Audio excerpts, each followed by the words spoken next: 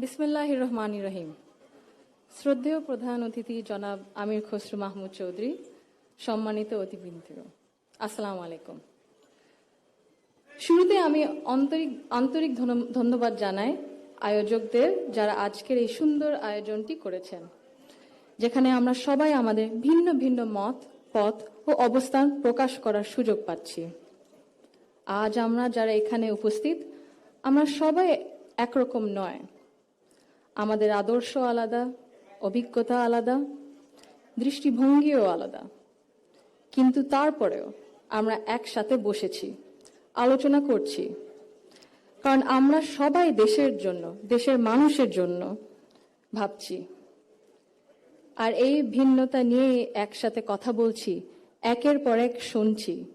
এটাই গণতন্ত্রের আসল সৌন্দর্য। আমার আগে যারা সম্মানিত প্যানেলিস্টরা কথা বলেছেন, তাদের সবাইকে আন্তরিক ধন্যবাদ জানাই। আপনারা অনেক কিছু বলেছেন, হয়তোবা আমিও বলে ফেলবো। সো আমাদের একটা মাইন্ডসেটে আই থিঙ্ক সিমিলারিটি আছে। আমার খুব ভালো লেগেছে শুনে। আমি আজ এখানে দাঁড়িয়েছি ভিন্ন এক অনুভূতি ও আবেগ নিয়ে। বাংলাদেশের পলিসি লেভেলটায় আমার প্রথম বক্তব্য এটা।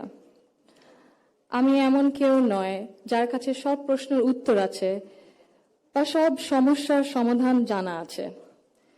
তবু আমি বিশ্বাস করি, নিজের ছোট্ট জায়গা থেকেও সমাজের জন্য, দেশের জন্য কিছু করার আন্তরিকতা আমাদের সবার মধ্যে থাকা উচিত।